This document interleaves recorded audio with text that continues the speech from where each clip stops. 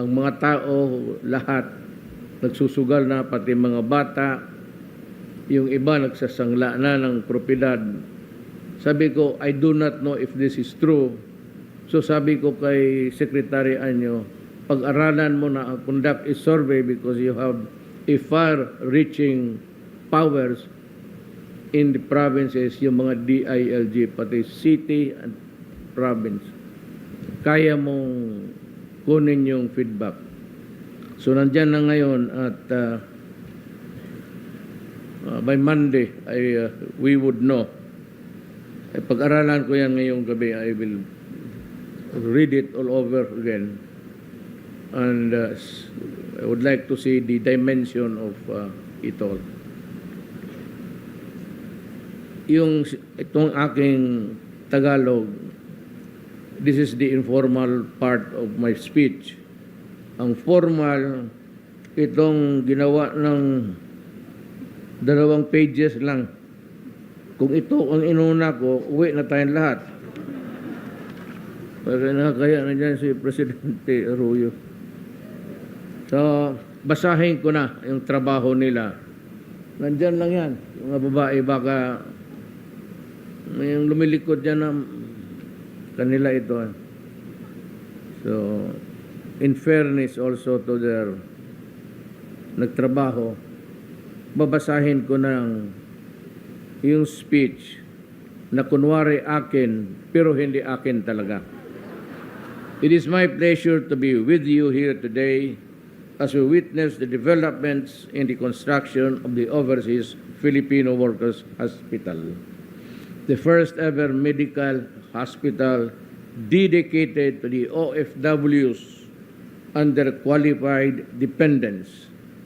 I recognize the efforts of the Department of Labor and Employment, the Department of Health, and all government and private sectors in completing this facility. Now, I would be bereft of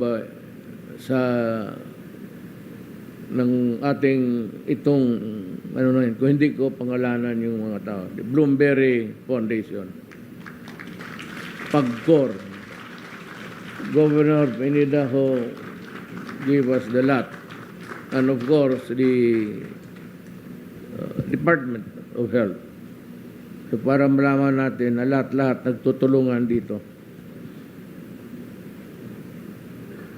Your commitment to translate the blueprint of this project into a tangible reality is truly noteworthy.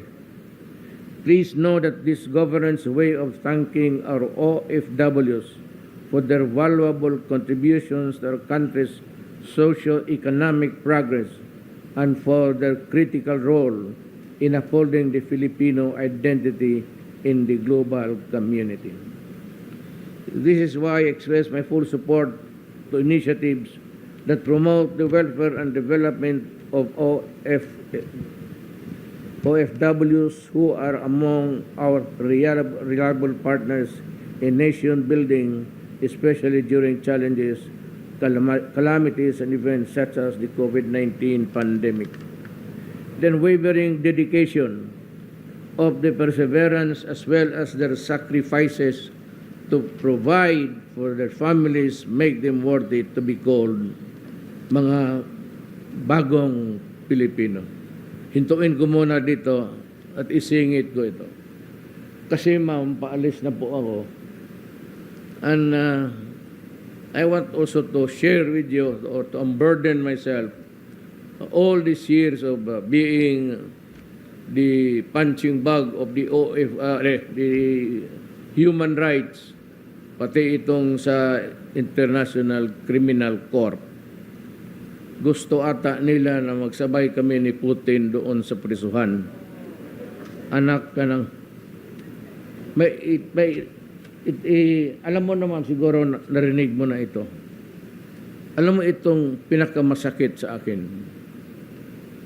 You know, na ang isang pamilya, kung gusto mong sirain, just plant isa sa anak o sa asawa, gawain mo lang addict sa Cebu. At everybody from the NBI, Sigiran, and all, CIDG, at lahat ng mga gobyerno nagtatrabaho, especially the health workers, they would tell you, if you want to create a problem para makalaban mo dyan, lagyan mo lang ng isang addict, one child or the husband. The family becomes dysfunctional. Yung nag-surrender dito kay Bato, which was televised all over, nakita ng Pilipino. Pero yun hanggang Manila, Greater Manila area lang. Hindi kasali doon sa bilang ng mga mga adik sa Cebu, yung sa probinsya. Marami yun. At maraming mayor pumasok dyan. Bagay, patay na sila. Pero pati barangay captains pumasok, pati police. You know, I coming from Davao, dito daladak si Bato. Sabi ko, Bato, Senator ngayon, buksan mo ang records dyan at sabihin mo sa akin ang totoo. Because I promised in the campaign sorties that I would solve the Cebu problem dito, sabi ko, in 6 months. Total, patayin mo lang naman lahat, tapos na. Pero, nung nagpunta na ako dito, I was informed by sila Bato, sila lahat, na the situation is serious and that even 6 police generals kasali doon. Pati customs, lahat na. So, nung ako sinabi ko, little did I realize na ang kalaban ko dito, ang gobyerno ko mismo. Mahirap yun.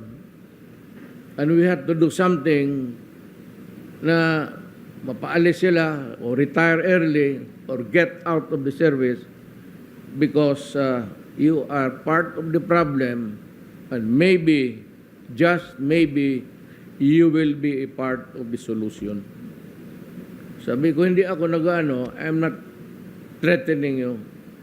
But tatapusin ko talaga kayong mga, sabi ko, magpatayan tayo dito. Mamili kayo. You kill me or I kill you. That's the deal na binigay ko sa kanila. Sabi ko, kayong mga police, not so much of the military. Kasi ang police kasi have the law enforcement power. They go out every day to enforce the law. So makita mo maraming violations. Not only maghuli ng mga operators ng Cebu, but lahat ng mga basta law enforcement, parking, one way. So masanay itong pulis sa korupsyon. Ganun talaga. Military, wala.